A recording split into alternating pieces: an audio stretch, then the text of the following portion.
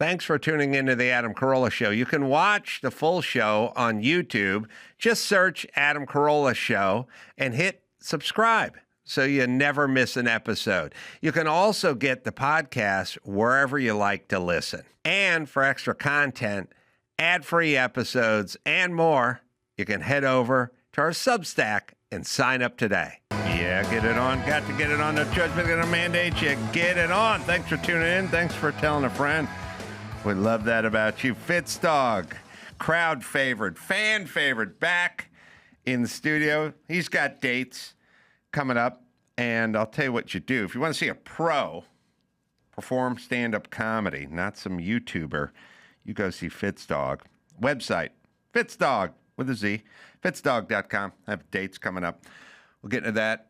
First, a clip that my crew's raving about. Oh. They said Fitzdog had a crowd work clip go viral.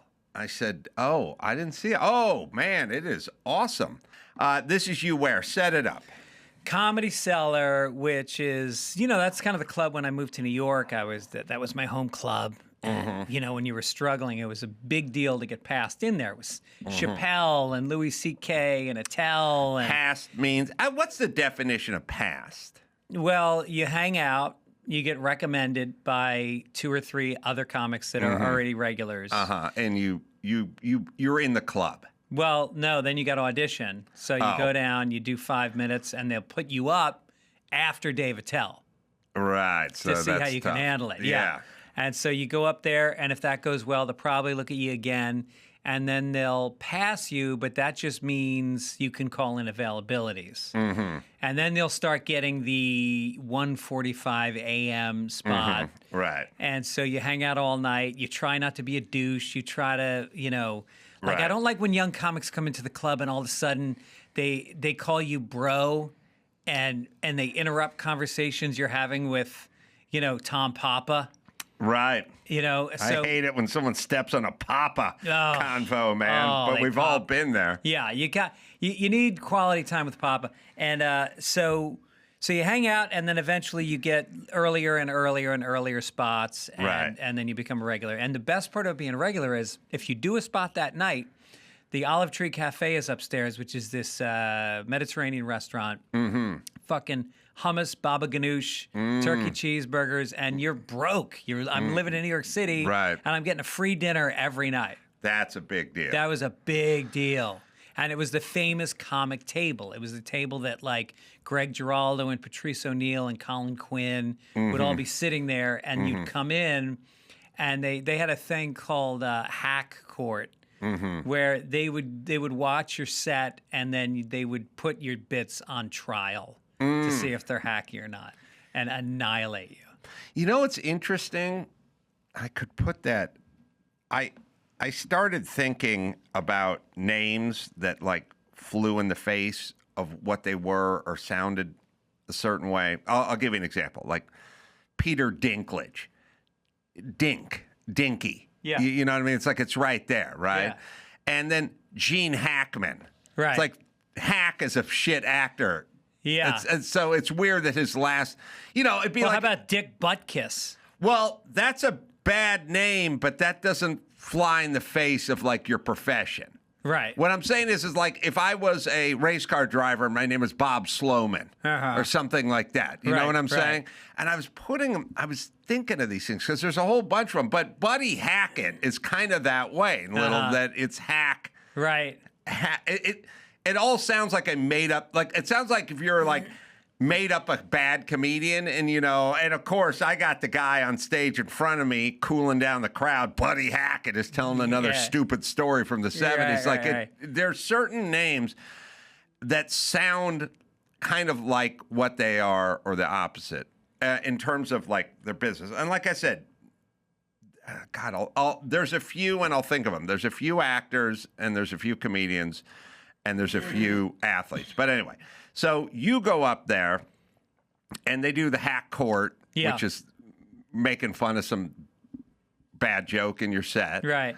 But it's still in an endearing way. Oh, and you become a made man. Yeah. Essentially. Right. All right. So now here you are, and you're back at the Cellar, Back at the Cellar. I go back to New York, 3 or 4 times a year, and I'll hang out for 4 or 5 nights, and I'll go down to the Cellar, and it's just like, I love the clubs in LA, but they don't compare to the Comedy Cellar. And who's filming this? They got, well, here's what's smart. They got an in-house camera system, and you go on the road, and it's insane because this is a viral clip that really helps my career, right? Right. It also helps the Comedy Cellar because you can see their logo in the background. Right. So I go to a club, and I'll have killer sets all weekend, and they'll have some camera that's the equivalent of a fucking 1080 security camera. Right. And the microphone, they don't microphone the audience, so now Right. you can't hear the laughter. Right. Guess what? Right. I'm not using any clips that you give me. Right. Meanwhile, the Comedy Cellar,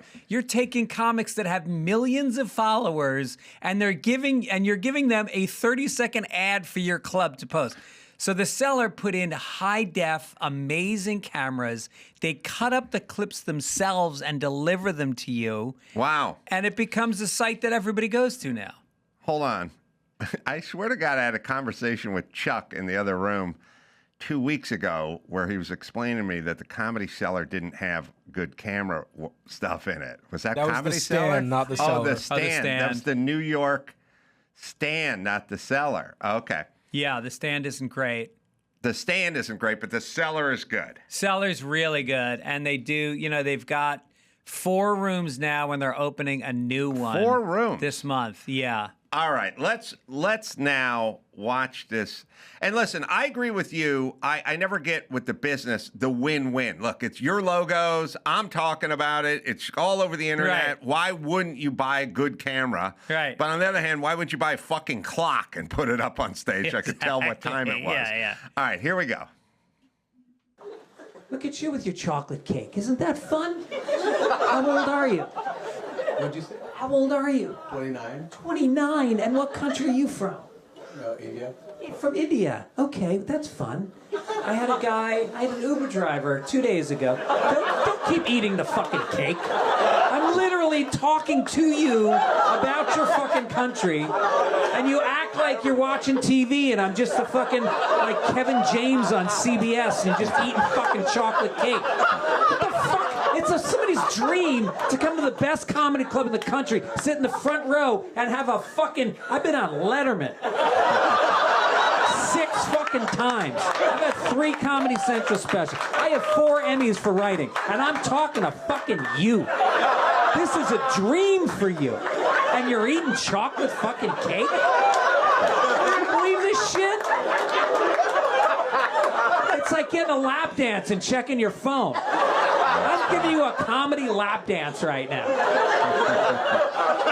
I want $20. I want you to give me $20 right now. That's funny. Yeah, well, you never know what you're going to find. It's also, I realize young guys don't give a fuck anymore.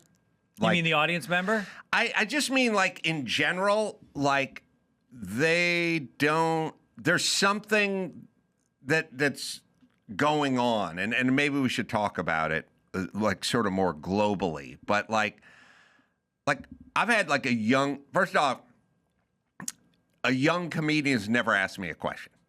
Never said, like, how do you do this, or what about that, and they've never asked me one question, which is weird.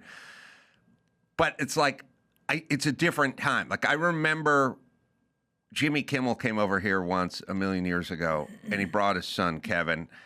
And Kevin at the time was 8.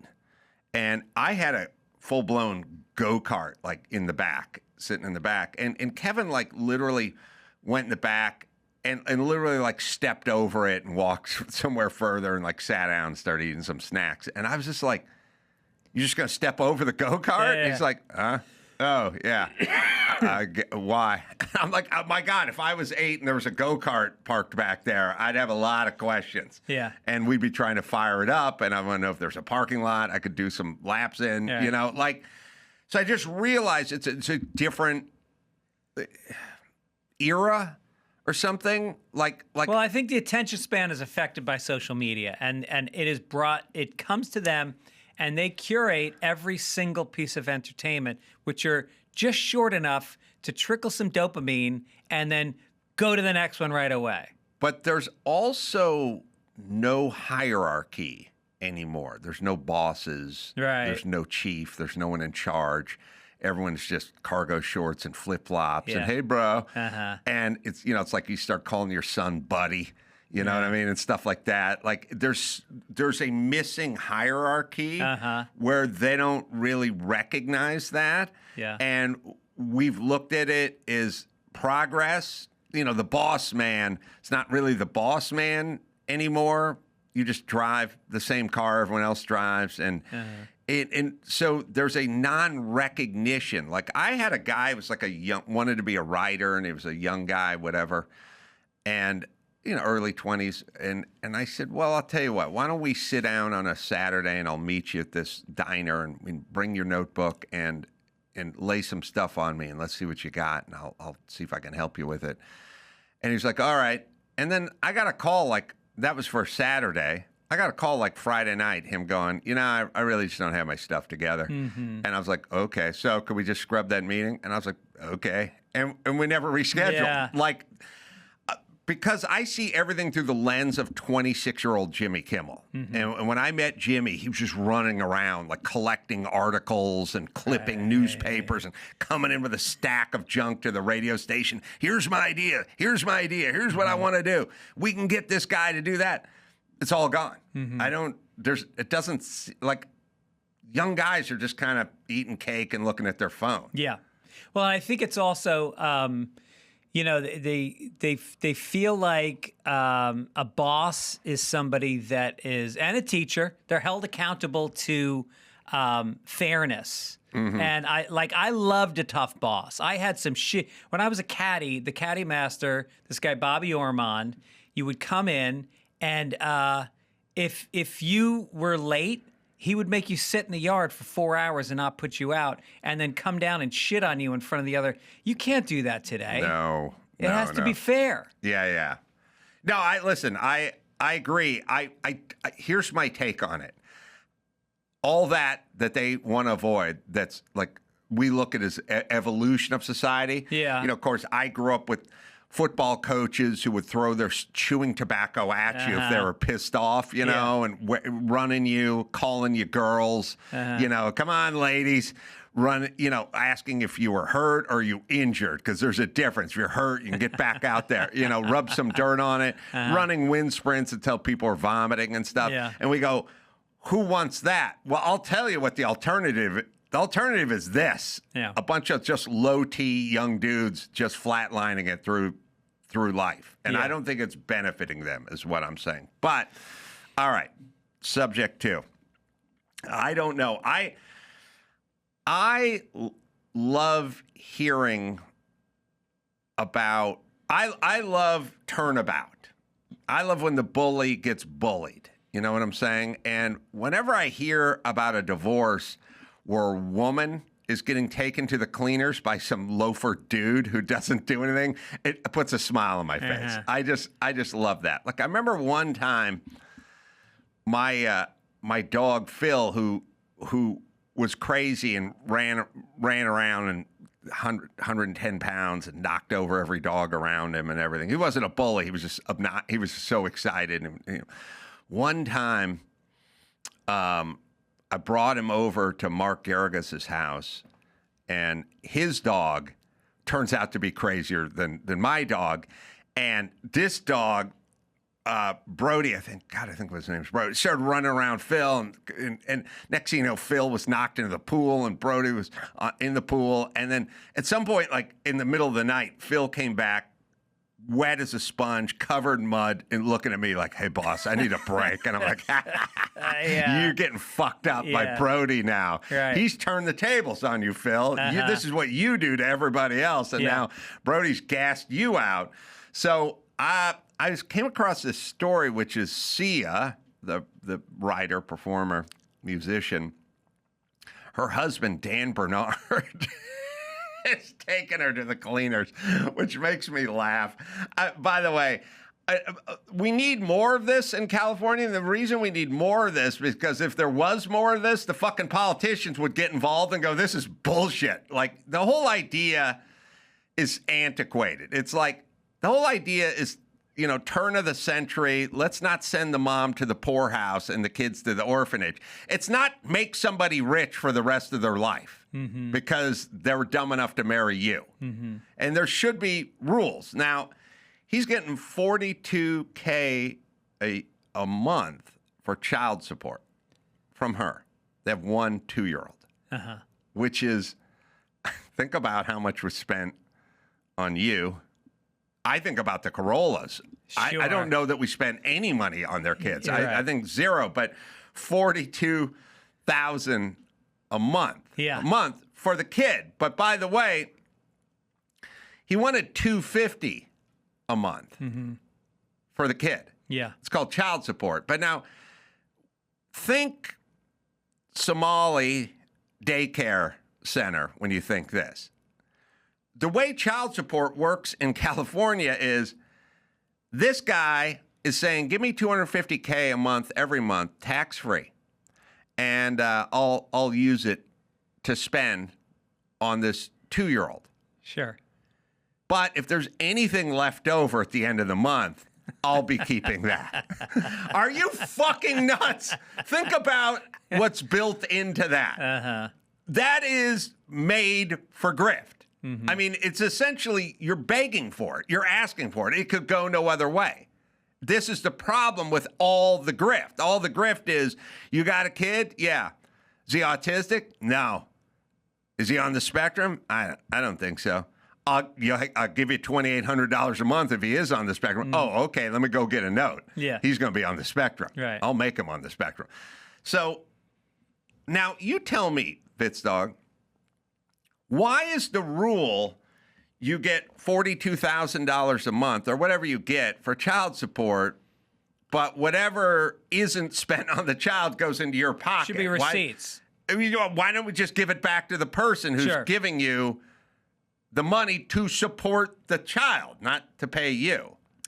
I would argue that the more money you give this guy, the less time he's spending with that child. He's out on a yacht. He's going to be on an ATV. He's getting lap dances. Yeah. That you're paying a babysitter $25 an hour. Okay, that's 40 hours a week. That's $1,000. The other 41,000 are going into Tina's pocket down at runway 69. Like the old time. Like the guys got the live band with the saxophone. And she's got pasties on. Band. And it's men and women together having champagne. I'll tell you, the last strip club live band I saw was Tijuana. Tijuana back in the day, and maybe still does a live band. Wow. But it's sad. It's like 3 dudes in their 60s, and the guy's trumpet has a big dent in it, and they can barely play. But there's something that adds to it. I was at a strip club in New York City, and pretty high-end strip club. And all of a sudden, there was a ripple of excitement that went through the club. And it was coming from the back of the room. And the crowd started to part, the murmur started to grow, and suddenly in front of me is Diamond Dave Roth. Wow. And he walks in, and it's like seeing... What year is this? 96. Oh, so that's David Lee Roth, height of his powers. So he comes in, and they start playing I Ain't Got Nobody. And he jumped up by the DJ and sang into the microphone. And it was like, I don't know, it would be a little bit like, how would you compare it to, what would be a cameo that would make you that excited in life? Well, you mean, it does happen on occasion where like a popular singer's at a hotel and there's a wedding and they get up and sing their own song. Yeah. I mean, it is fun. There is some celebrities are really reclusive, but some like blowing people's minds a little Bill bit. Murray does that all the time. Yeah. He'll bartend in Chicago at a dive bar. Right. I went to, and it's fun for them. I was at the racetrack with Lena many years ago. It was crowded and people walking around and they're all race fans. And some like woman is walking in front of us with this big crowd and she's got a pizza and like Jay like taps her on the shoulder, and he's like, "Can I have a slice of that?" And she's like, "What? What do you? Oh, it's Jay Leno!" Like Jay had fun with it. Jay Leno asked for a piece of pizza. Right. You know what I mean? So, and then I asked. He told me to fuck off. So I said, "Jay asked for 2." No, and Rickles was very generous about roasting people. Like anybody he came across, he'd give you 30 seconds of roast. Yeah, I think it's fun, and then also those are fans, and I get it. And yeah, Diamond Dave at a strip club in New York, getting behind the mic. Yeah, that's a memory. That was really amazing. And you think about guys like Diamond Dave or your Pauly Shores, and you think about when they go into a strip club, the possibilities. Suddenly it's a two-way street. Like for us, it's a one-way street. We're giving them money, they're dancing for us. But Paulie's leaving with somebody. Yeah, if you can turn the tables. Well, I had a run for a while, as stated on this show, which is I did a show on MTV that was on every night for an hour, and it was on, I guess it was 11:30 to 12:30, but I can't really, maybe it was 11 to 12 or 12 to 1. That's an interesting question. I bet Dr. Drew wouldn't know either. But either way, strip clubs are playing music, but they have TV sets everywhere. So they can't put it on C-SPAN, and they can't really put on NBC because the sound's down. So they would just default put it on MTV because they'd be showing Billy Idol videos, right, in the background. But inevitably, when they're done running the Billy Idol videos, my show would come up.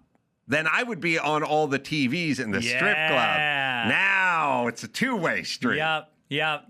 Yeah, that's pretty sweet. It's, and I think the same thing is probably true with Hooters.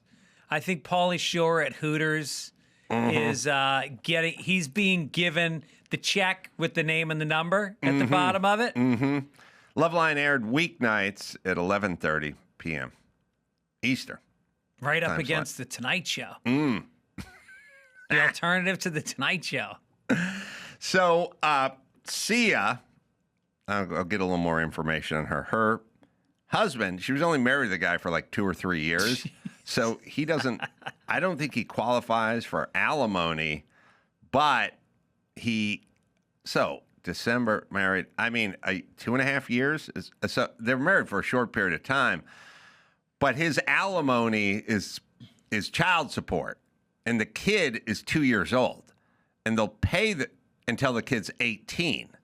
So that means he's got 16 years of not spending that much on the kid and then keeping what's left. Yeah. Not only does it incentivize the husband to keep the money, or the wife, the ex, whoever it is, to keep the money, it incentivizes them to spend less on the kid.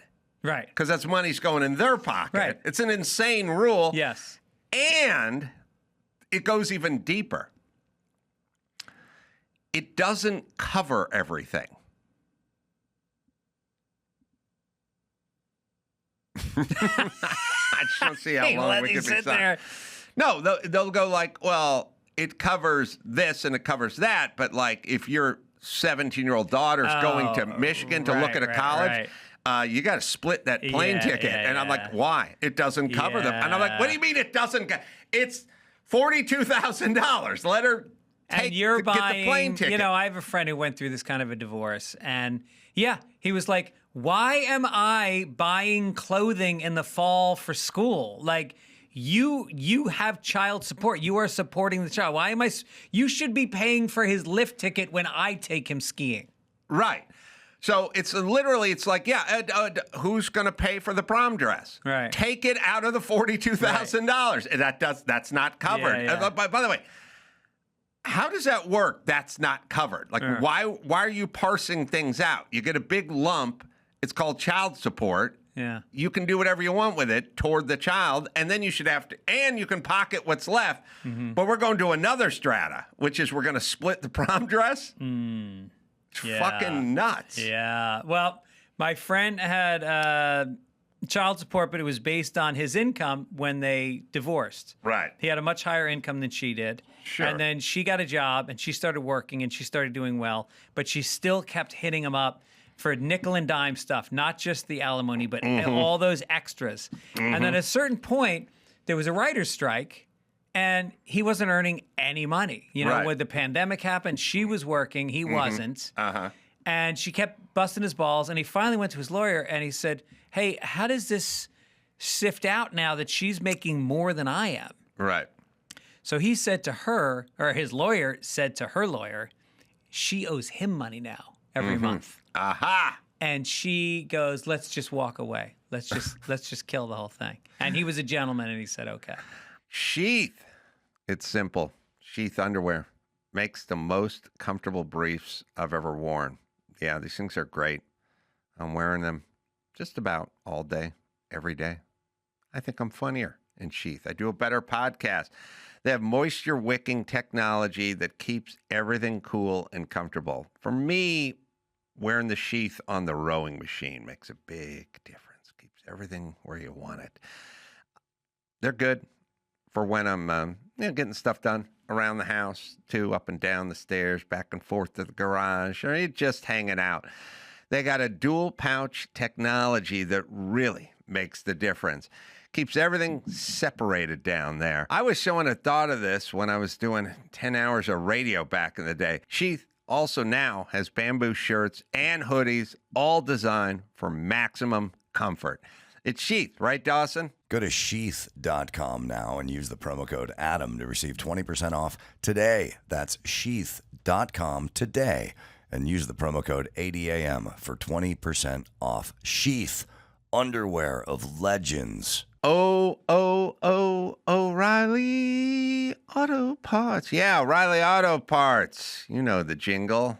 What are they in the business of? Well, that's keeping your car on the road. So mostly I can figure out stuff on my own, but if I get stumped, I always go to O'Reilly. First stop. I go in the store. People shop online. I like the way they smell. I like the smell of an O'Reilly. They've got thousands of parts in stock, either in the store or online. Never have to worry if you're in a jam. They'll also test your battery for free, and if it needs to be replaced, they'll help you find the right one. Whether you're a car aficionado or an auto novice, you'll see the employees at O'Reilly Auto Parts are helpful and friendly. O'Reilly is your one-stop shop for all things automotive. Do it yourself. It's O'Reilly, right, Dawson? Stop by O'Reilly Auto Parts today or visit us at O'ReillyAuto.com/Adam. That's O'ReillyAuto.com/Adam. By the way, this guy has joint custody with Sia. So he doesn't have the kid full time. Yeah. So they're splitting the custody, but he still wants $250. By the way, he ran an Eastern medicine business, and he claimed he had to give up. By the way, I love the claims of what they had to give up. They had to give up a super lucrative bullshit business that made $0. Yeah, he sold a bottle of patchouli oil every 3 weeks. Right, yeah. Oh, he did move a couple dream catchers. Yeah, he did. And there's a good markup on those. Oh, yeah. And the irony is the people he's selling his stuff to are divorced women who are paying for it with the money from their divorce.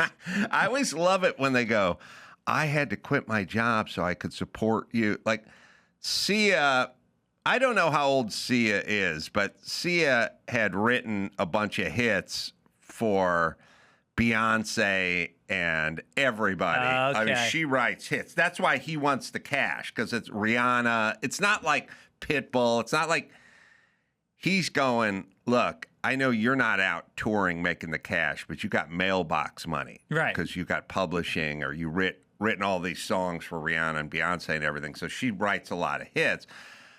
But Sia's got to be 50 years old. So this thing where they get married when Sia's 47 and a half, but he had to give up his career to support her, that's the part that I find interesting.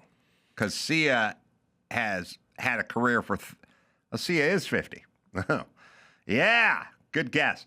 I mean, Sia has been going strong for 25 or 30 years in the business. So I don't... And they got together 5 years ago. So I don't really think he's responsible. Right. And also, I do love...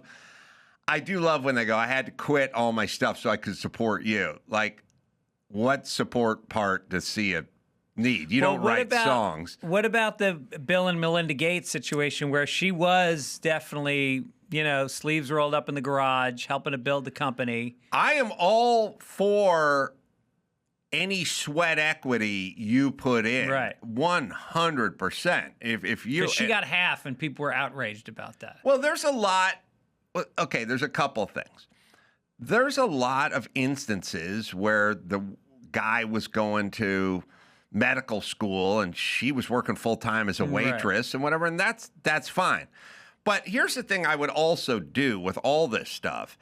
I would put a cap on everything. Like, there's this thing where it's like, well, she wants to live the lifestyle that whatever. It's like, listen, if you can't get by on $100,000 a month, that's your problem. You know what I mean? Like, just because this guy struck gold doesn't mean you're rich for the rest of your life. Like, I would put I'll put it to you this way.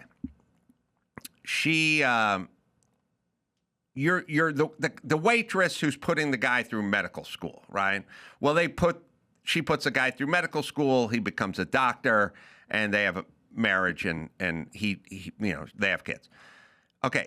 But let's just say the guy works nights and weekends and comes up with this innovative heart valve that he's able to patent and then sell it to DuPont or something like that.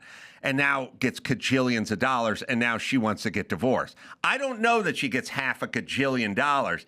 I think she should get paid whatever a high-end doctor gets paid. You put him through medical school, you should get paid. If the average physician in Los Angeles makes $481,000 a year, then you should get half of that, or whatever that number is. Like, I feel the same way with child support. $250? Well, yeah, Sia's rich. Yeah. I know, but it doesn't take $250 to raise a kid. It's like it's like saying, Sia's rich. I want to buy a car. I want to buy a $7 million car. It's like, no, just buy a nice car for $80. No, she's rich. It's like, sorry, she's rich. Right.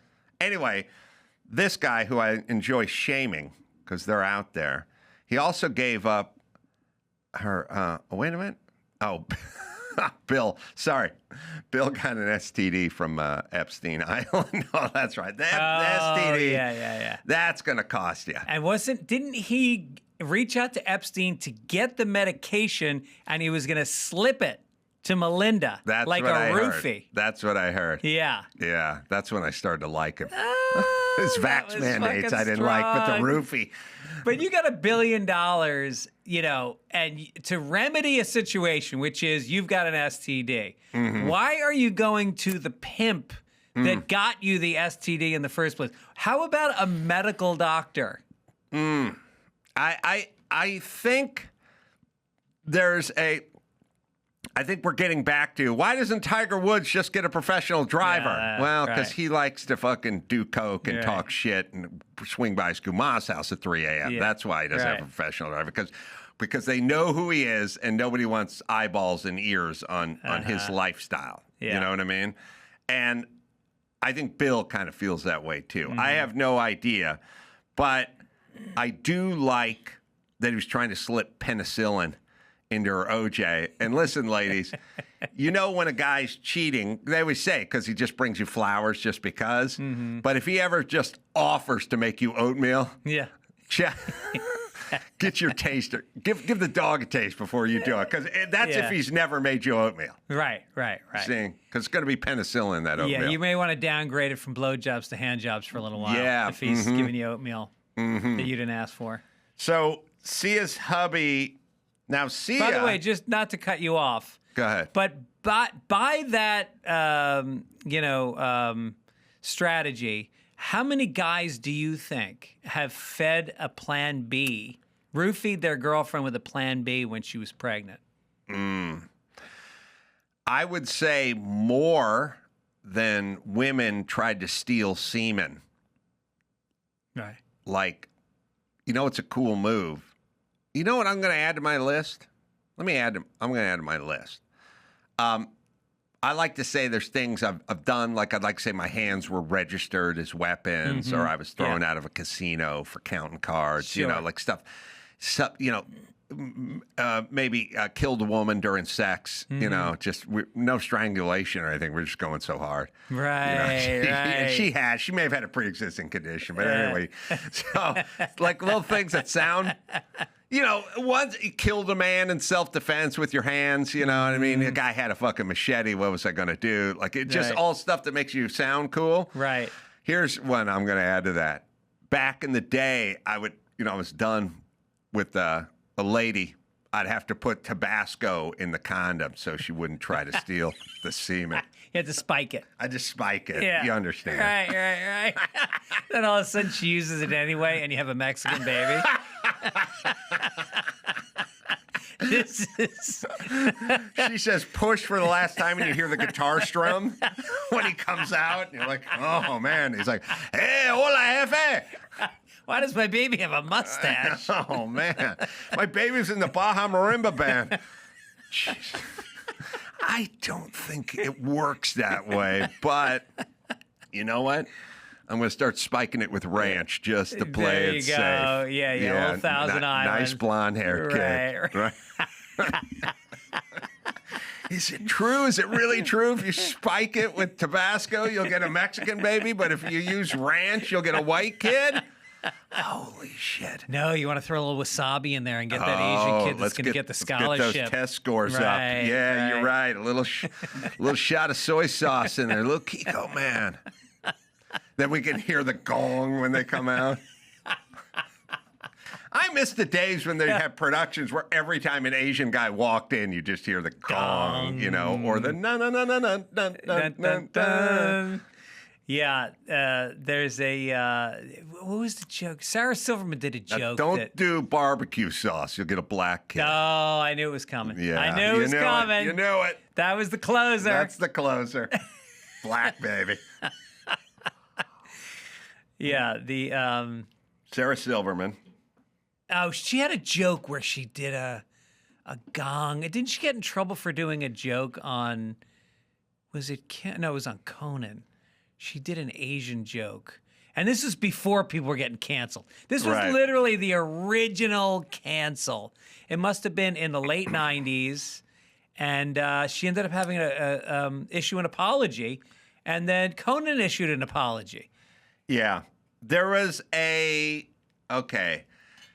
two things you would get in trouble for. You would get in trouble for saying Chinaman. Right. And you would get in trouble for doing ching chong. Right. Which is, we kind of have a weird society because we pick strange places to take a stand. You know what I mean? Right. Like people I got into trouble for ching chong, and it wasn't even me. It was just someone who was on my radio show said it, and then I got yelled at about it. But it's also, I don't know. It's kind of a weird. It's sort of gibberish. So I don't.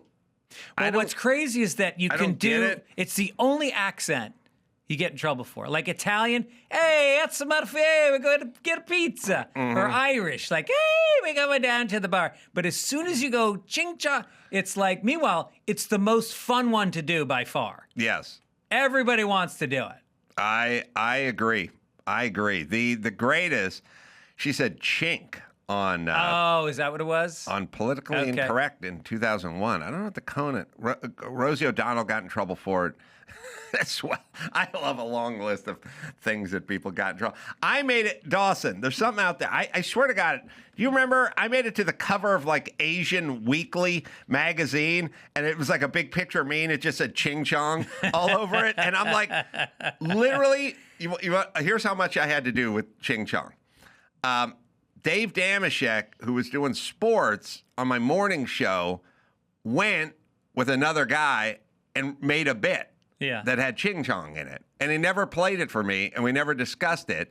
And he came on the air and he went, hey, I was at the Asian Excellence Awards or whatever last weekend, and I grabbed a tape of it. So here, let me play a little of it. And I was like, okay. And he played it, and it said ching chong on it. And then later on, I had to be destroyed by the powers that be because the guy's name was Guy Aoki. Yes. Because Now, He's the one that went after Sarah. Same guy. he anointed himself the spokesperson for all Asians. Yeah. Which is kind of interesting because there are quite a few Asians. Sure. And you don't get all Asians, Japanese and Chinese, they've killed a lot of each other and stuff. Yeah. That's not covering. That's like saying, during World War II, I speak for the Germans and I speak for the French. It's like, no, you don't. These guys are killing each other. Right. So that copy of that magazine, I can see it now, Dawson. I don't know where that thing is. But anyway, then I got yelled at by Guy Aoki, who apparently is related to the Benihana family. Really? Yeah, although that could be racist too. Isn't it weird that Benihana is a Jewish guy's first name? I never really thought about that. They run everything. Even the Japanese. So it is funny when people get into trouble. And I was going to, so I'll tell you this. I'll tell you another story that I find kind of interesting. I was talking to my son, and I was talking to him the other night, and because Trump's office called my assistant, and I don't even know how it all worked out. It was just sort of somebody knew somebody, something. But anyway, they got no relation between Benihana and that guy. But he worked out of Benihana's office or something. There's something. Anyway, there's the point. Trump, I get the word, Trump wants your phone number. I'm like, wow, what's going on? How long ago was this? So last week, Trump, he goes, I need your phone number. And I go, okay. And then I go home that afternoon to take a nap. And I never leave my phone on. I want to take a nap. But I left my phone on because maybe Trump was going to call. I took a nap. And I just fell asleep like 6 minutes in. I was in deep nap mode. And the phone rang and I popped up. I didn't have my glasses on, so it's like I couldn't really see. And I go, hello? Hey, it's Mike August. I go, oh, God damn it. Like, it's so weird. They don't realize. The opposite of Donald Trump. Right. Mike, well, it's always funny when Mike just thought he was calling me at 5. Yeah. But in my world, he was supposed to be Trump, and I was napping. And I was like, yeah, all right, Mike. Yeah, okay. I got it. Thanks. And I hung up. He was like, what a dick, So I get this text later on, and it's an article that was done on me in the Washington Post that he read, and he signed it and like autographed it and sending it to me. So anyway, I was talking to my son, and I said to my son that night, I go, and this is what he sent me. I said to my son, I go, pretty crazy, right? Trump sent me a thing. And my son goes, yeah, it's kind of crazy. And then he goes, isn't he kind of busy right now? I was just going to say, he's And got a little on his plate. He is a pretty busy guy, yeah. And he goes, well, why would he carve out time to do this considering what he's up to now, And I go, well, I don't know. Yeah, you're right. And I go, well, the article came out maybe a couple weeks back, so maybe things weren't as busy. And my son was like, no, it came out like a week ago where he was still pretty busy, even if he just did it then and they sat on it for a week before they sent it to me. And I said, yeah, that is weird. But then I thought the greatest adage is you want to get something done, give it to a busy man.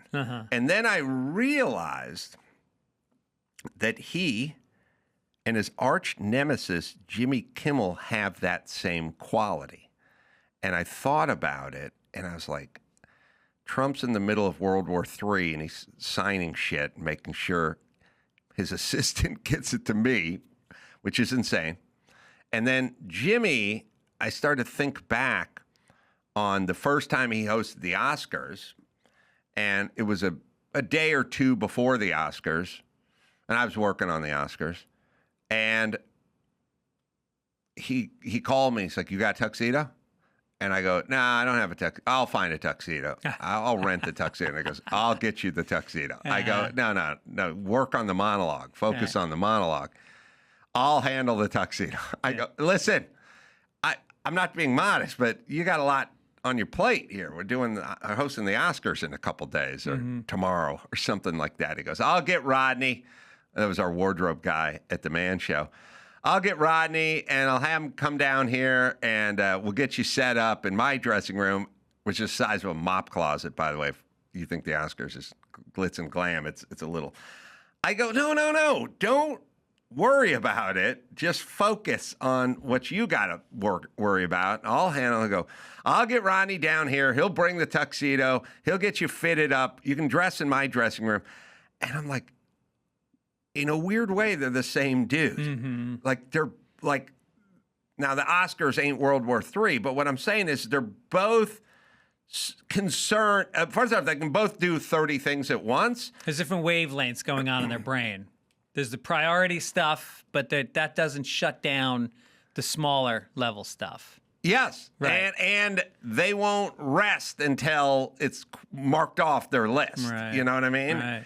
And it's interesting. It's, by the way, it's why they're both very successful. Now, they may take umbrage with that, but that's what they do. Yeah. It's all day, every day, taking care of business, taking care of everyone around them, building loyalty and relationships. And there's now, that would be the opposite of any Carolla.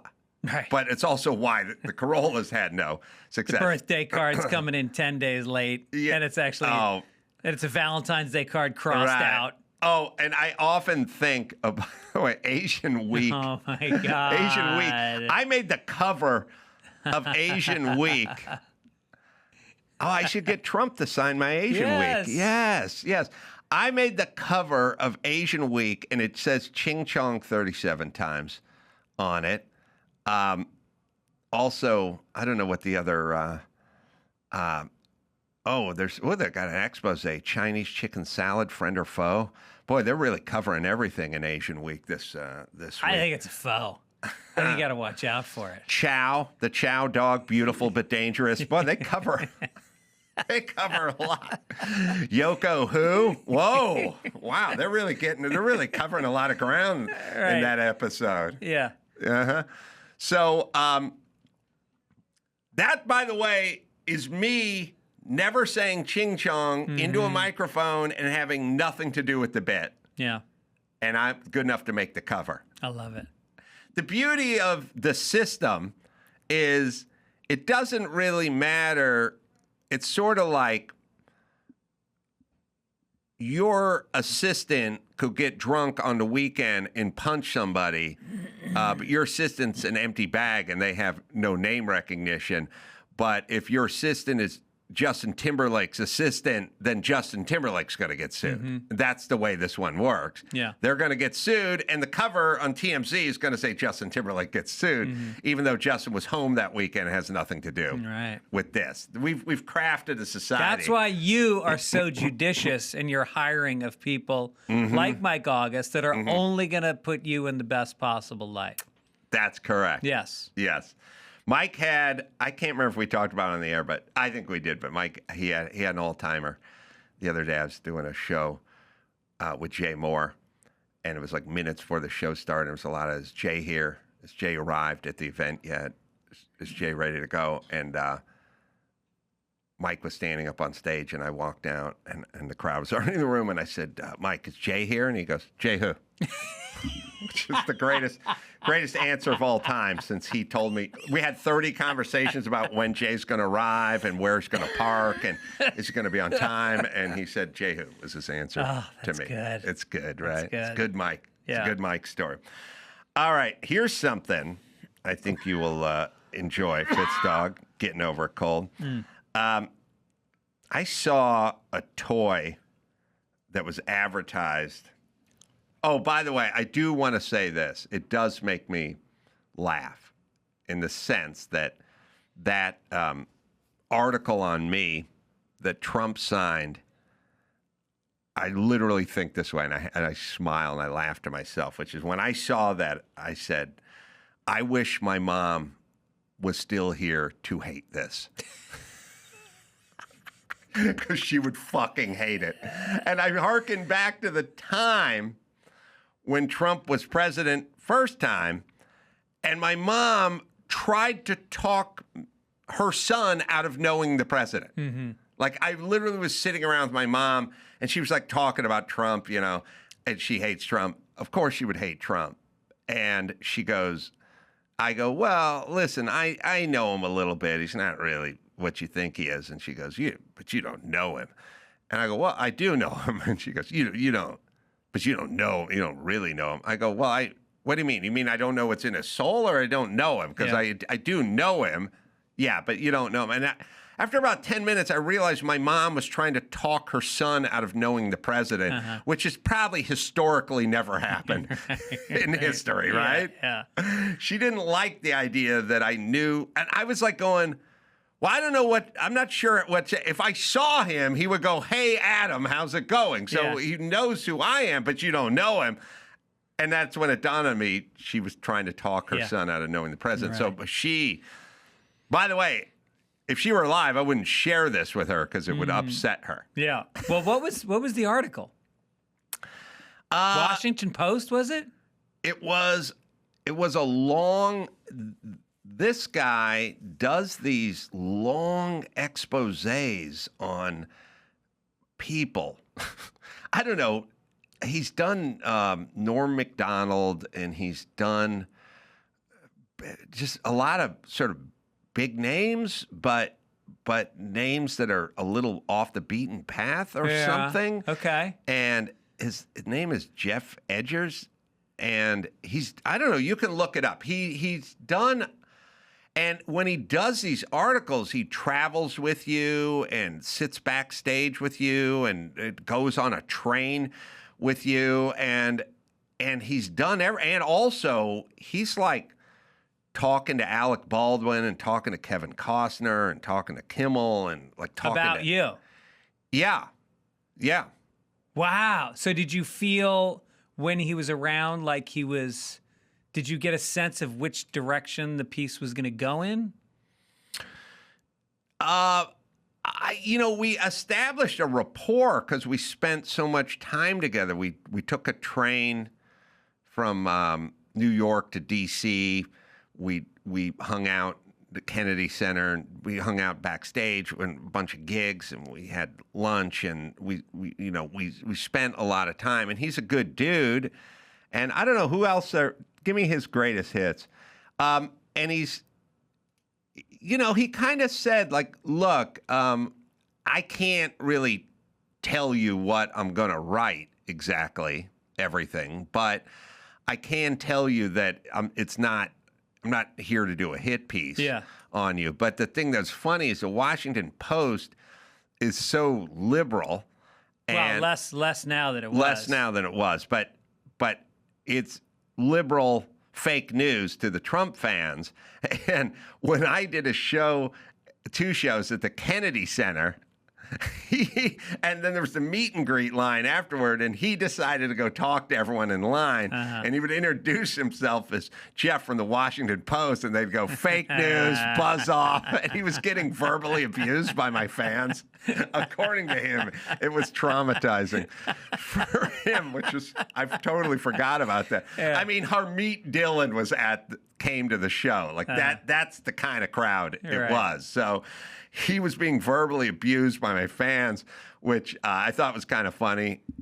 He's done David Letterman, Norm Macdonald, Ava DuVernay, Hanson, and keep going. I don't know. He picks, obviously it's an eclectic mix to have Hanson and David Letterman, Norm Macdonald.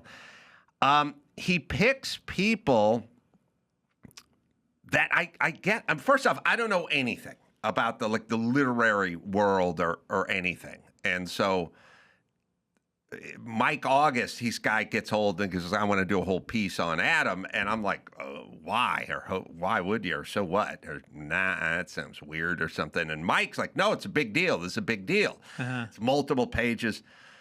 Oh, they talk to and I'll think of everybody. But I mean, he kind of gets hold of everybody. Some people he can do. Oh, he did a huge piece on Chevy Chase. I think he said he was probably a douche.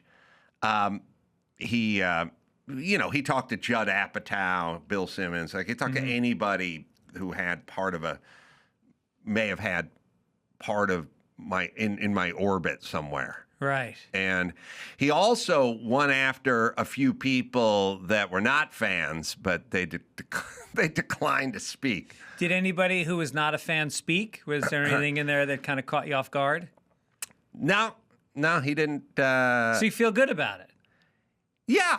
It's a good article. Nice. Congrats. Yeah, thanks. The article was where Chevy Chase went after SNL. Yeah, so anyway, he does these pieces. I don't know. It's kind of old school. They're in print, they're online, and he's a good dude, and he's kind of buddied up with him. But yeah, there's like a little element of, how much, you do a show, you're on you're driving home in the back of a town car for 3 hours from upstate New York. You're having a cocktail, you're like, I'm talking a lot, what's he grabbing out of this? Talked a little shit about Fitzdog. Thank God that didn't make the cut. I didn't get a call on the profile. Would have been real I had uncomfortable. a few things to say. Yeah, well, it is kind of funny. He did say the disappointers. It was funny. Daniel Kellison, he from the Man Show. You got to know Daniel Kellison, but Daniel's the only guy who called him and inserted himself. He said, I'm wedging myself into this piece. Yeah. So Daniel wedged himself into the piece, which is very on brand. But he kind of called me and he was like, listen, I'm talking to Alec Baldwin, Kevin Costner. I don't really need Kellison as part of this piece, but Kellison fucking gave him the bum rush, Like he reached out to him. Now, by the way, how the hell Kellison ever finds out about anything? That's the interesting part for me, because I didn't say anything. I didn't say anything to anybody. I just said, I can give you the contact to Baldwin and the contact at Costner and Jimmy and these people, and I'm not guaranteeing they have time or want to talk. I don't want you to bother them, but it's kind of weird because you kind of feel like, I don't know, I didn't really get them to sign off on the Baldwin. I called and I just said, there's a guy and he's, wants to talk. And he was real nice about it. I did this, I also had a show on MTV, not nowhere near as big as yours, but we did a couple seasons of a thing called Idiot Savants. And a woman interviewed me for Time Out New York, Cynthia True, and she was like, I was doing interviews, MTV set them up, and she goes, I want to do the interview in a nude sauna. And I'm with my girlfriend at this point. I'm like, how do you feel? She goes, no. Right. So I said, look, I'm not comfortable doing the nude sauna, but we'll do it anywhere. So she got miffed about that. And then off the record, I said to her that I wasn't that thrilled about hosting a game show because I had just like a lot of stuff was happening in my career. And I was like, I don't want to be pigeonholed as the, anyway. So she the headline was, MTV host does not want to be doing his job. And the show was on the bubble, and it got canceled partially because of that fucking article. Yeah, it's always great. And it's why people, A, don't do a lot of interviews, although I never give a shit. But B, they started recording their own interviews now because they're getting whacked up. And the thing that'll be on my tombstone is Adam says women aren't funny. Yeah. And I was doing an interview with, I don't even know who or what, but at the very end, he goes, I don't know why. He goes, who's funnier, men or women? And I go, well, let's see. Men are funnier, but Sarah Silverman and Kathy Griffin are funnier than any guy I went to high school with. There's lots of funny women. But if you're just asking me who, men, I mean, in terms of numbers, men. But that's how it would work. But I think statistics would back me up. There's, 41 male comics for every female comic or whatever. The headline, Adam says women aren't funny. And then that's the whole thing. Now they just take off and run with it. And every time someone's talking shit, it's like, well, this is a guy who said women aren't funny. And then anytime there's something to me going, then it turns into I'm not funny. because I said women weren't funny, and that's how it works. Yeah. That's how society works. And that, by the way, is what gets people to stop doing interviews. Yeah. So they just... Well, Norm said that on Stern, and he just kind of owned it, though. Like, Norm was one of those guys that he would say that stuff, and it would just help him somehow. Do you know what I mean? Yeah, this guy, Jeff, him and Norm became best friends. Like, he would call him all the time. And Norman who? Norm Macdonald. Norman, who was best friends with him? Oh, sorry, Jeff, the guy wrote the article on Norm. Okay. Sorry, I thought we'd covered that. But Jeff writes the article on Norm, and then they become... Okay. Because you got to talk a lot. Yeah. And you got to, like, go over stuff, and some of it's factual, you know, that kind of thing. Yeah. But, I said Norm would call him all the time. Yeah. And but he loved Norm. I mean, everybody loves Norm. Everyone loves Norm. I was trying to figure out, Dawson, maybe you can find it. Remember that whole reenactment we did with Vanderloot, where Norm played Vanderloot? Because there was a whole story that Vanderloot killed Natalie Holloway, I guess, on Aruba or something on the island. But the story was he went and got his friend to go take her body and, like, put it in a boat and go drop it out in the ocean. He didn't do it himself. And that was the whole story. So somehow when we found this out, Norm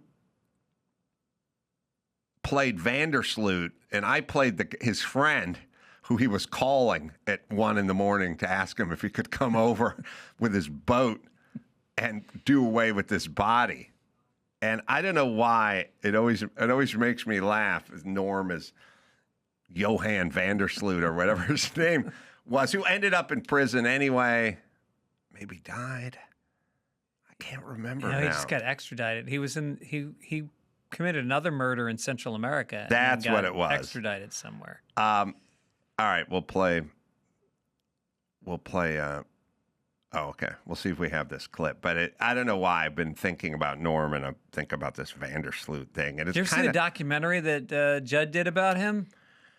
Oh, well, I talked to Judd the other day, and it hasn't come out yet. No, it's been out for 6 years. Oh, then I think it was a two-parter. Wait a minute. He just did one about Mel Brooks that came out a few months ago. I swear to God, I talked to Judd.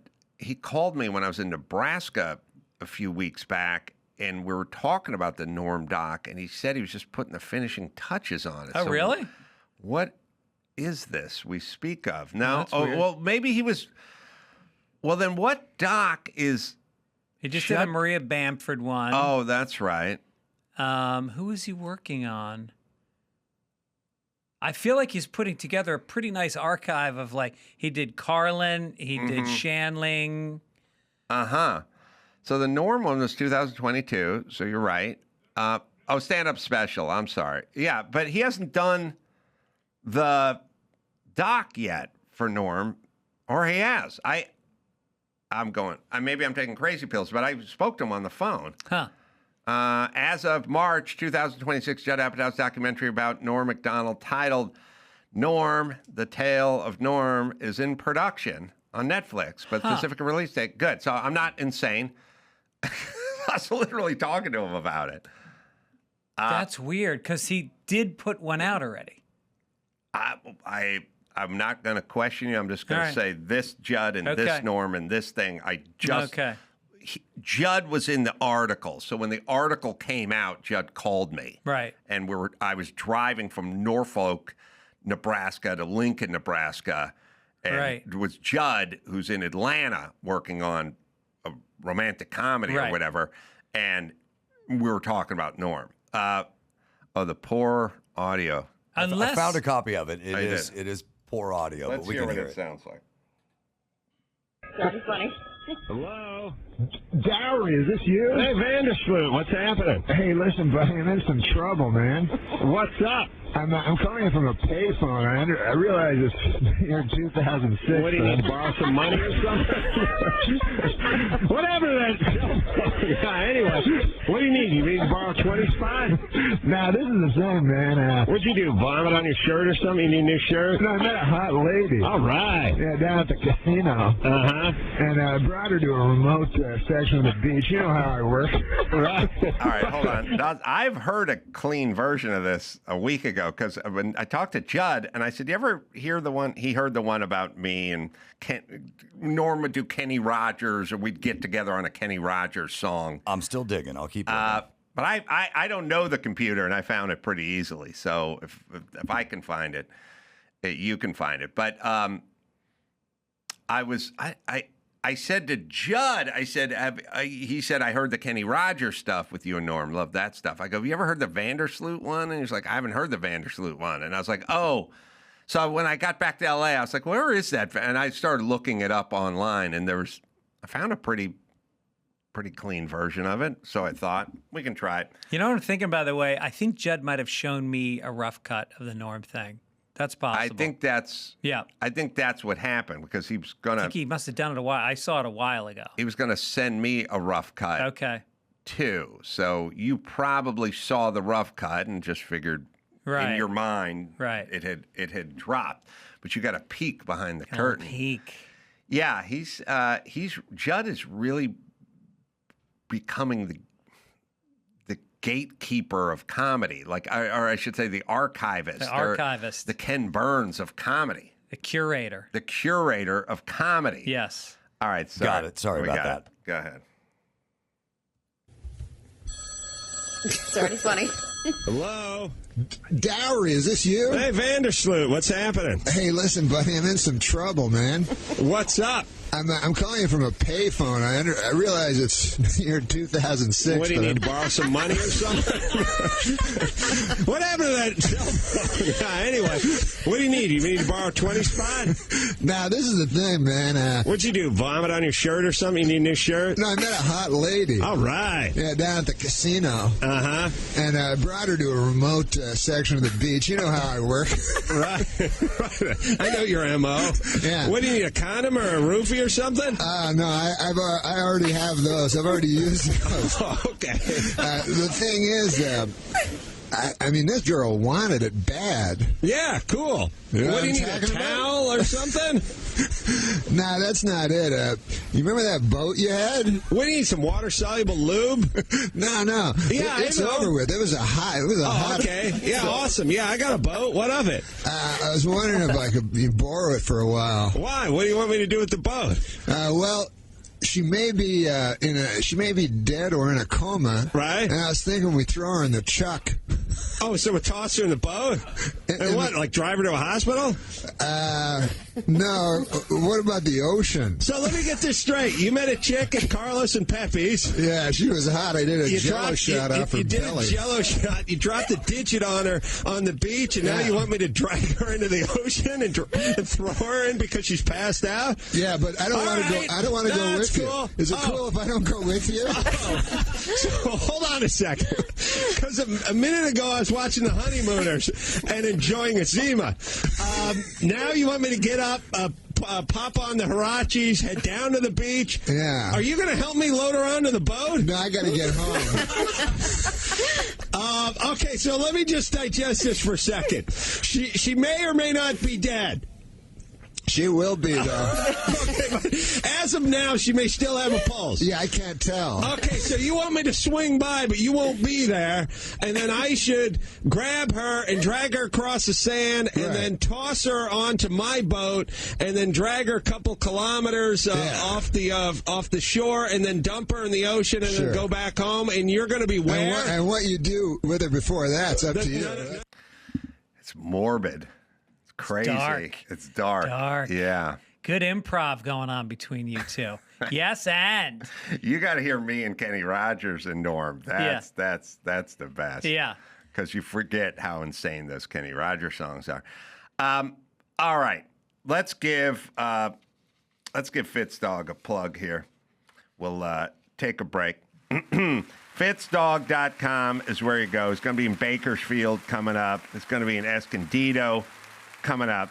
Fitzdog, if you want to see a pro, he does, most of his act is about cake. But chocolate cake. He'll do some pie jokes in there and some strudel.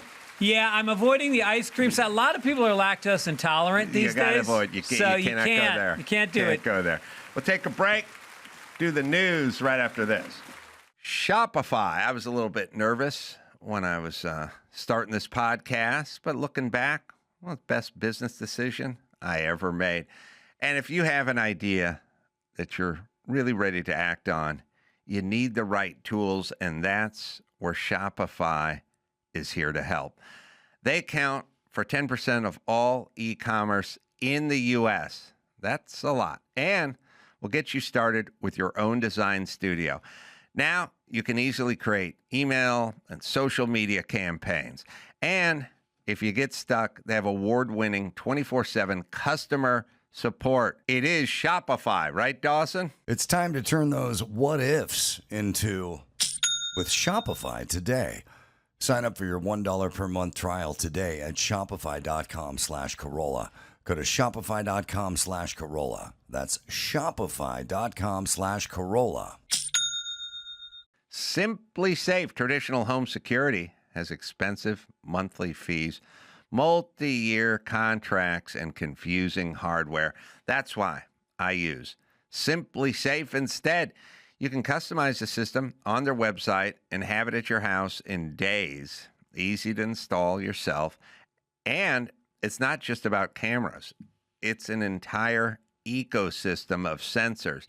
No lock-ins, no hidden cancellation fees. Simply Safe earns your business by keeping you safe, not by trapping you in a contract. Remember, there's two I's in Simply Safe. These guys have been around and growing every year for a good reason.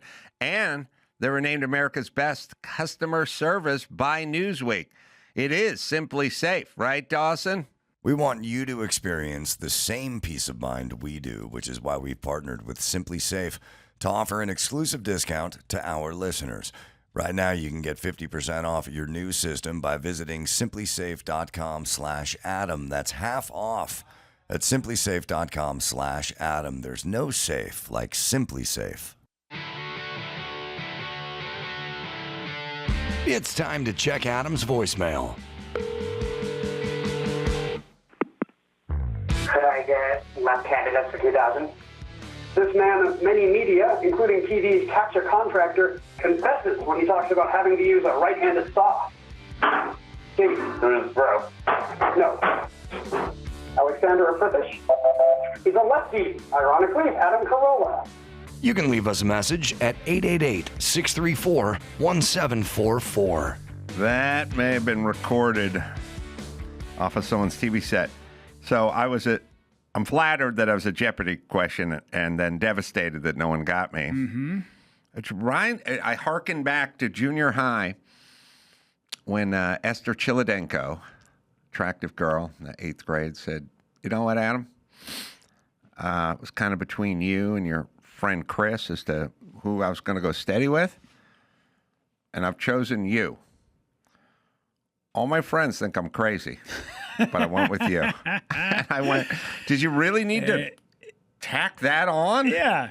Yeah, it's not really, it's. I get what they're doing. They're saving themselves a little bit just in case they make the wrong decision, but still, nonetheless, I don't know. I think people just talk a little too much. Too much? I think women do.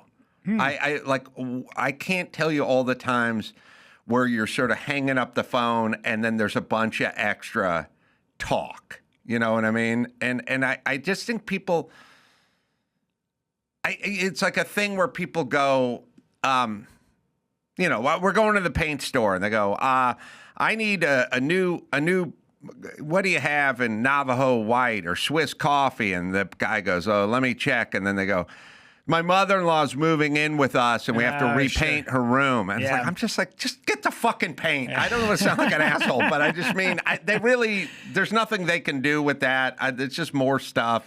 At some point, it's going to lead to, then they're going to go, Yeah, my mother-in-law passed. It's been almost 1 year ago to the day, throat cancer. And then you go, oh, I'm so, and now we're off and running in some weird direction while I'm trying to load paint up. The worst is when you have a job and you are in the public. Like, I always think about the bank teller who has to sit there and listen to the guy talk about stuff how about like the that. people that are in line behind that person? That's what I'm saying, is they have to sit and listen to it and go, come on, man, we got stuff to do. Obviously, everyone's getting a little pissed off. Yes. All right. So, I tell you, I was at the gas station is the arc of the gas station. I think you could measure the gas station and first off, okay, a couple things. As the gas station goes, so does the community. You know, like it's almost like saying, well, you can't win a Super Bowl without a good defense or something like that. There's just certain things. When that gas station, when I was a kid, the gas station had some red-haired guy named Murph who worked there. And if you needed air or your dipstick checked or, he'd come out. Okay, old gas station, old school, L.A. Pump your gas, give you blue chip trading stamps. Guy named Fred. Yeah. Murph. Yeah, Murph, yeah. Yeah, I tell you, it was a little bit. Union 76 had a whole campaign of Murph. Yeah. Murph was a red-haired Irish dude, and he'd come out and he'd be pumping the gas and giving you blue chip trading stamps and telling you your front right looked like it could use a couple of pounds, and then pulling out the hose and filling it up there. Squeegee on the windshield. Squeegee on the windshield. Check the dipstick. Yeah. I just got a flat tire, and I was trying to fix it, and first things first, I pull into the gas station. I'm like, you got air? You got an air hose? And the guy just points like, it's over there. And then you got to go over there and run your credit card and pay for the air. That's illegal. It's state law that any place that sells gas has to offer air and water for free at any time. Always go in and ask them to turn on the air. They're required by law. Well, I don't know how this thing, we'll look it up because that's interesting. But this pump, it don't, it's basically like going inside and telling them to turn on the phone booth. Like it ain't turning on unless you put change in it. But you got to swipe the credit card, put the air in. The air didn't take. The car tire had a hole in it. I pulled it around to the guy, thick Russian accent. Ask him. Can you change this tire? I mean, listen, everyone, I can do it and have done it a million times, but what the fuck? I'm at a gas station, a guy's standing there. So he goes, $25. And I'm like, yeah, okay, $25.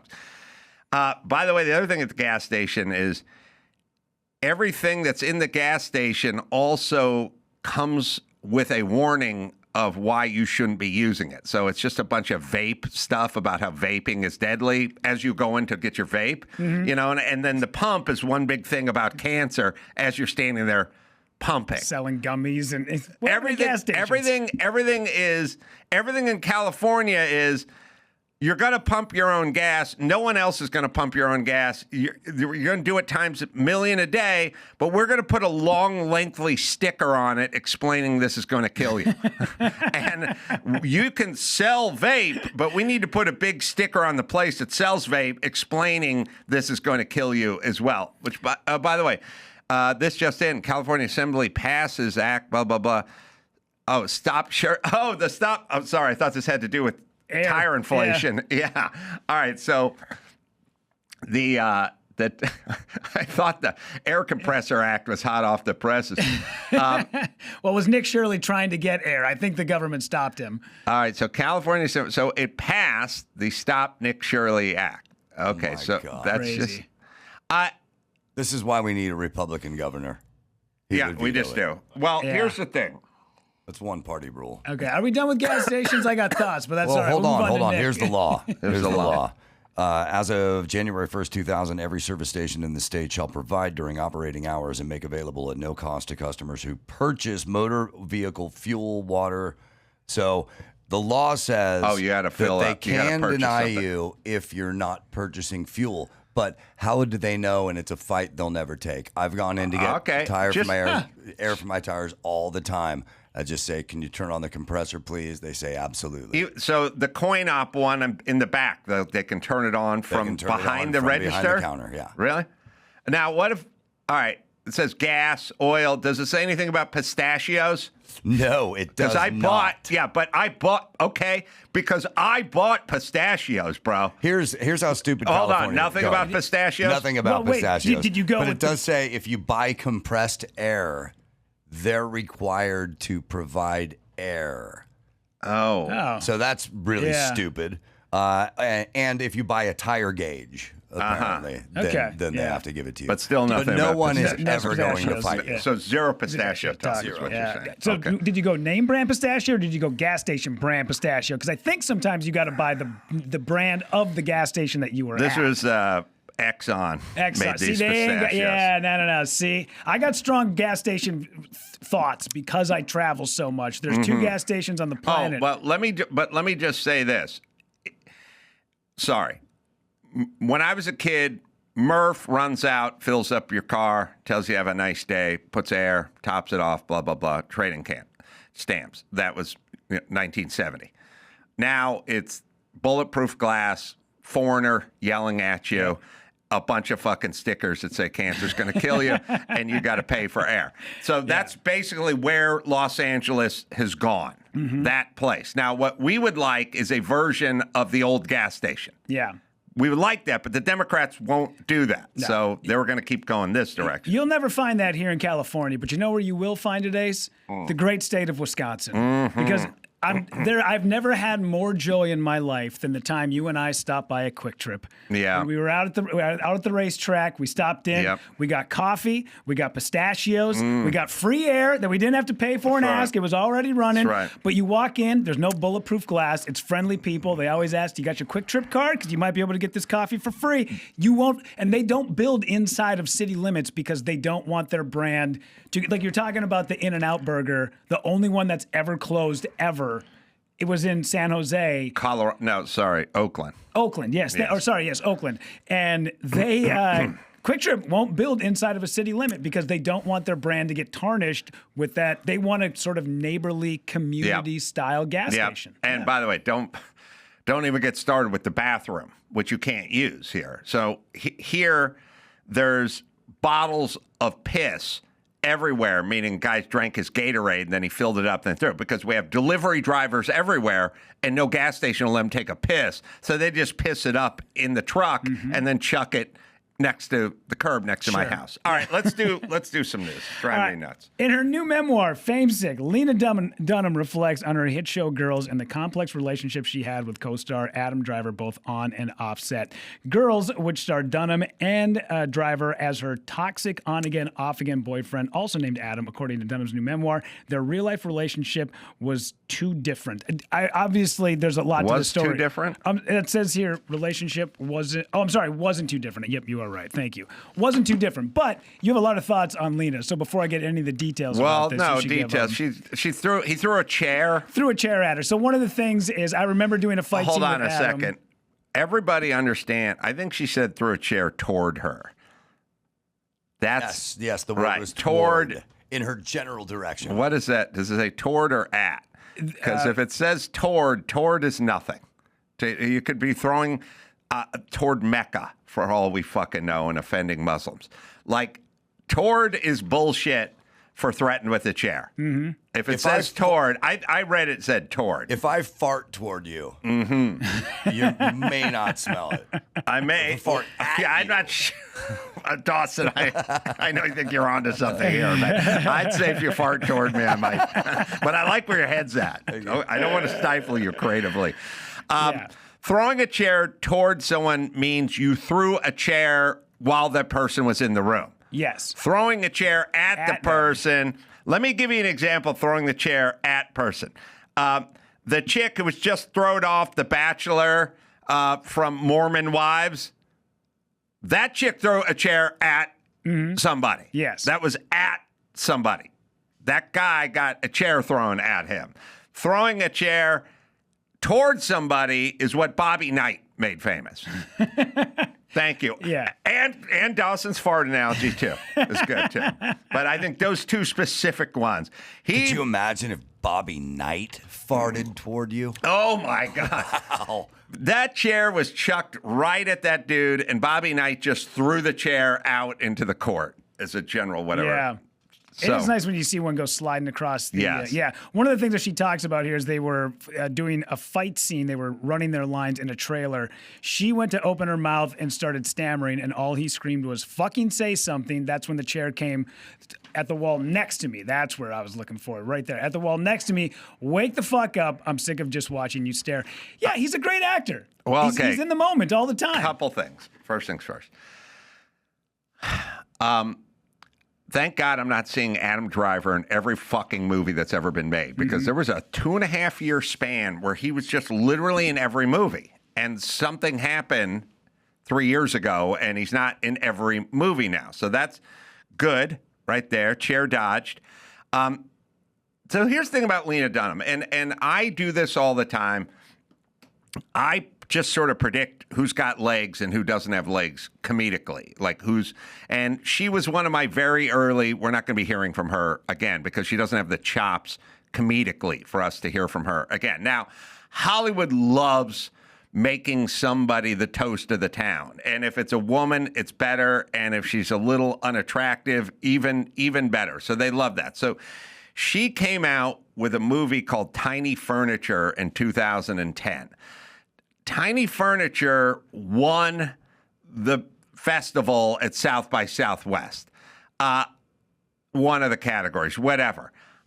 I watched the movie. The movie's not good, and it's not funny, and it's not smart, and it's not anything. It's just a story, and the story that the festivals like, because the assholes are all posers at all those festivals, is, and by the way, it's super easy to figure out. Critics, 79%, fresh on Rotten Tomatoes. People, 54%. So that's what it is. It's a fair to middling 54% movie that's not that funny. Okay, but gets into South by Southwest because we have a doughy female with a strong voice who's made this independently, and she wrote and directed and starred, and they fucking love that shit. So they make a big deal out of it, and then Hollywood makes a big deal out of her, and then you get a fair to middling show that's not that funny called Girls, but she's the toast of the town and on the cover of everything. And I'm looking at this movie and I go, listen, making a movie. By the way, I made a movie a year before this that did not get into South by Southwest, except for Rotten Tomatoes has it at 82 with the critics and 90 with the people, but not good enough for South by Southwest. Yeah, where did ESPN rank Lena Dunham's Tiny Furniture on their best movies? That's right. Yeah. Not even in the top 5. No. So, okay. So this is how the game is played. Now, here's the deal. Understand that writing, directing, and starring in a movie is the punt, pass, and kick competition of comedy. If you write, direct, and star in a movie and it's not that funny, then you're not that funny. And it's hard, but you're not that funny. So I watched it and I was like, well, she's not that funny. By the way, she doesn't do comedy anymore. Sure. That's how you know she's not that funny. She's in a mediocre sitcom that, of course, Time Magazine says 5 most powerful women in America. And they love it. They love all the bullshit rags. Love that shit. The ratings, Tim Allen's show gets 20 times the ratings of Lena Dunham's show, but everyone loves Lena Dunham because that's Hollywood, a bunch of progressive fucking dumb pricks. Their model is gone. She's gone like they're gone. She's writing her second memoir. She's 33 and a half. It's her second one. Yeah. Second one. By the way, not funny. And now has to bring up Adam Driver because she's got to move some units and no one gives a fuck about her anymore. Lucy offers premium 100% tobacco-free nicotine pouches made for true pouch connoisseurs. I enjoy these things, I'll tell you, and so does all the guys who work here, by the way. I personally love their 8 milligram mint flavor, and we'll pop one after a long day on the road. I got one right here. I am not lying when I say this product is great, and all the guys here use it. Maybe a little too much because they don't leave any for me. I also like having one of the breakers in. If I'm riding, it'll help me focus. Lucy breakers are nicotine pouches with an extra surprise. Each pouch holds a hydrating capsule that you can crack with your teeth for an instant burst of long-lasting flavor. Lucy pouches go up to 12 milligram strength and have a unique shape that feels great. Now in stores nationwide, you can find a retailer near you. Am I right, Dawson? Lucy is the only pouch that delivers long-lasting, on-demand flavor. Get 20% off your first order when you buy online at lucy.co/ACS with promo code ACS. And if you don't want to wait, check out their store locator to find Lucy near you and grab it today. And here comes the fine print. Lucy products are only for adults of legal age, and every customer is age verified. Warning, this product contains nicotine. Nicotine is an addictive chemical. Pluto TV has thousands of free movies and TV shows. We're coming at you with everything we got! This is the mindset. Free. This is the mantra. Free. This is the mindset. With movies like Pineapple Express, the entire Star Trek film franchise, and Gladiator, and TV shows like Survivor, SpongeBob SquarePants, The Fairly Odd Parents, and Ghosts, Pluto TV is always free. Huzzah! Pluto TV. Stream now, pay never. One of the things she talks about in this article and in the book is about how there was times he was very caring and very loving. Like the last thing he ever said to her after filming Wrapped, he said, "I hope you know that I will always love you." And she had hoped that one day they could go on and be able to create more content, but apparently that was the last conversation they ever had. Well, they can't because she can't create more content because you can only do the bullshit full every... See, listen. They anoint you, but they don't anoint you twice. Mm-hmm. After that, we need product. You know what I mean? Sure. Like Seth MacFarlane keeps making product. Mm-hmm. She didn't have good product. She just got anointed. And so there's no round two. So now you just sit somewhere in upstate New York and paint. Yeah, it's funny when guys like Judd Apatow, who have the ability to put out great content, look at her and go, let's all hitch our wagons to this. Because she's terrible, but Judd, for some reason, he always sort of, hoists her flag up the pole. What's he doing with her? I mean, he's done stuff with her in the past. I think that's how Girls Got Made was because of Judd. But those days are over. Yeah, is what I'm saying. Mm-hmm. Mm-hmm. So, all right. So she does not have comedic talent, and we pushed her up front and we anointed her and she wasn't up to it. Mm-hmm. And that's basically what it is. I don't say she's a bad person. And also I never criticize her looks because I don't know, people spend too much time on that. Mm-hmm. But also not looking good naked and getting naked is also why Hollywood loved her as well. Yeah. So she's in the memoir business now. Yeah. Mm-hmm. Yeah. You know who does have the ability to pump out great content? Megyn Kelly. And she tore into Sydney Sweeney, blasting the actress over a provocative Euphoria teaser that she says has crossed a disturbing line. The conservative commentator reacted to a newly released preview of season 3 for HBO's hit drama. Apparently, Sydney Sweeney is dressed as a baby, sucking on a binky pacifier with her legs completely spread. Yeah, I saw the picture. It's more the angle that's a little unnerving. You know what I mean? It's also, I get it, a little weird with all the pedophilia stuff that's going on out there. All right, we'll hear what she has to say. Teased the 3rd season of Euphoria with a little video showing what's going to be happening with Sydney Sweeney's character, where I guess she's going to become a social media influencer, and she's going to be like an OnlyFans actress. And I'm sorry, forgive me, viewer warning. Yeah. This is her spread eagle. Megyn. Sorry. Good God. On a couch. It's definitely R-rated. Sorry. Oh, and we're zooming in. I'm sorry. Forgive me. Holy cat. This is going to change the trajectory of my day, Megyn. You could have given us a heads up. She's dressed as a baby. She's in a baby's outfit. She's sucking on a binky pacifier, and her legs are completely spread.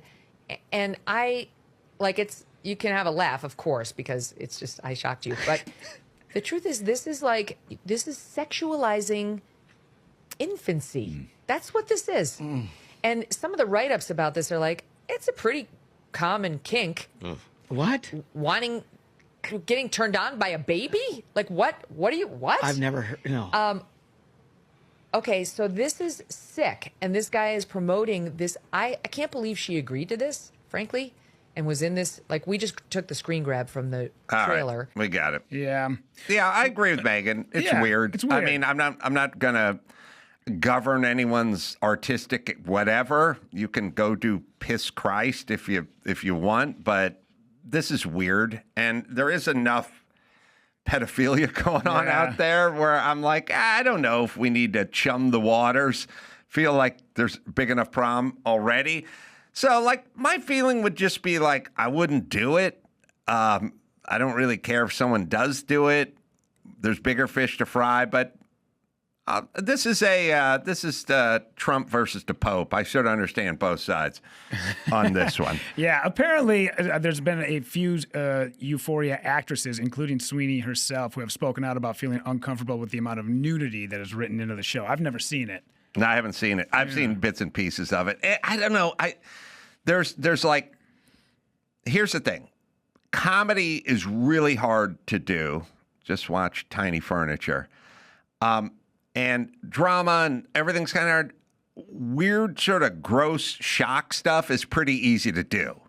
You know what I mean? Like, you just do sort of stuff where people go like, oh my God, I can't believe they showed that, you know? And it's like anyone could fucking write that. Yeah. So it's a little lazy sometimes, but I'm going to watch this to see her naked. Somebody pointed out anytime in a movie they use a cat or a dog and somebody murders that animal, it's always used, it's such an easy way to get people invested into the... Yes. Yeah. So, former Los Angeles Mayor Antonio Villaraigosa said his fellow Democrats are responsible for the state's affordability crisis at a candidate forum on Wednesday. He went on to talk about how, yes, it was Trump who put us in some of this, but Democrats in California are mostly the problem. Let's fix what we broke. All right. So this state's unaffordable.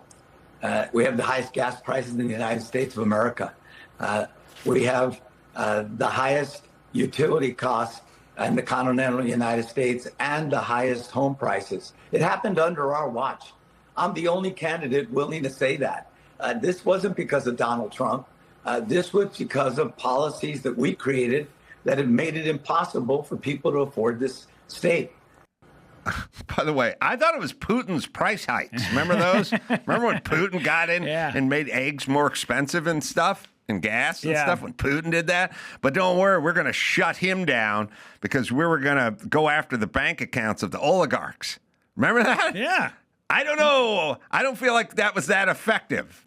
But that's what we're going to do. We're going to take away their penthouses in Manhattan, and they're going to end the Ukrainian war the next day. Except for that was 3 years ago, and nothing ever happened. I don't know if there's anything that Biden ever said that happened or didn't happen. Yeah. So yes, it's of course it's all the Democrats' fault. They're in charge of the state. They fucked the fucking state up with horrible legislation. They just passed one 10 minutes ago, which is the whole Charlie, what's his name thing? Hebdo. No, what's his name? Nick Shirley. Nick Shirley. Yes. Yeah, Charlie. Yeah, it's the same. The whole Nick Shirley thing, that they can't stop themselves. Even in the middle of ruining their state, they continue to ruin it. Now, Villaraigosa is a dope and should not be in charge of anything. But the fact that we're even talking about him, he was the mayor for 8 years. All right, everyone, sit down real quick on Villaraigosa. Failed the bar 4 times, never passed, never took it again. Didn't pass it on the 5th. Failed 4 times, decided he was too dumb to pass the bar and finished the bar, never took the bar again. That guy was in charge of Los Angeles for 8 years, a guy who failed the fucking bar 4 times. Also, his name is Tony Villar. It's not Antonio Villaraigosa. His name is Antonio Villaraigosa because he changed it at 34. 34. He was Tony Villar his whole life. Why'd he change it to Villar? Because he wanted to sound more Mexican so he could get the dumb fucking Mexicans to vote for him so he could fuck up their fucking city that they're not supposed to be in. That's got this. So what do you think's going on with all the politics? You got the Somalis, we got the Mexicans. Why is he named? Who changes your name into their 30s? Yeah. To Antonio Villaraigosa to fool dumb Mexicans into, and by the way, sorry, dumb Mexicans and my mom and her friends into voting for you because we like the optics. We like the We had 8 years of a fucking retard running Los Angeles, but we like the optics. Now we're going on 4 years of a black female running Los Angeles into the fucking ground, but we like the optics of it. My mom would say, this feels good there. She likes retarded people from different nations to come in and fuck the city up that she lives in. Yeah. Because she likes the optics of it, and you're from Minneapolis. Yeah. You understand how that works. You elect retarded Somalis to come in and fuck up your cities. I don't know when we're going to course correct. Villaraigosa's name is Tony Villar, failed the bar 4 times, took his wife's last name. It's Tony and Villar. Mm-hmm. You know, they combined and made a hyphenate. So he's a fucking pussy. Takes his old lady's name, tacks it onto his name, then has an affair with like a Telemundo reporter after that. So I don't know if he was really in love with his wife, but he ends up having an affair, and then they get divorced, and now he'd like to run the state. That's who that guy is. Yeah. By the way, like when I was telling you Biden was a sociopath the other day, this guy changed his name in his 30s. He's broken. There's something wrong with him. He's a pandering fucking pussy. He's a pandering sociopath. He wants people to think he's more Mexican. I remember a day when people tried to be less Mexican. That's when Murph would come out and fill up those tires. All right. Me, tomorrow night, Phoenix, Desert Ridge with Rudy there. Now, I hope you're strapped in, Rudy. Mm-hmm. Early show Friday sold out. Okay. But early show Saturday sold out, too. Somebody's got to check the website. I might have to talk to Nick about checking that website. Wait, have you had this conversation with him before? I don't recall. Okay. I don't recall. Probably not. I don't recall having this conversation. Nick's a good dude. Right, but I may have to have that discussion with him for the dates. Yeah. Right. All right. So the early shows are sold out, but there's still some for the late and the Sunday show. And Rudy's going to be there. It's going to be a good time. Yeah. Rudy, where do we go to find... I'll be at, go to RudyPavichComedy.com. I'm with you this weekend, Chicago and Arlington, Texas next week. All right. You go to AdamCarolla.com, be in Vegas and throughout. Also, Covina. Go to AdamCarolla.com for all that. Until next time, it's Adam Carolla. For Fitzdog and Rudy Pavich saying, mahalo.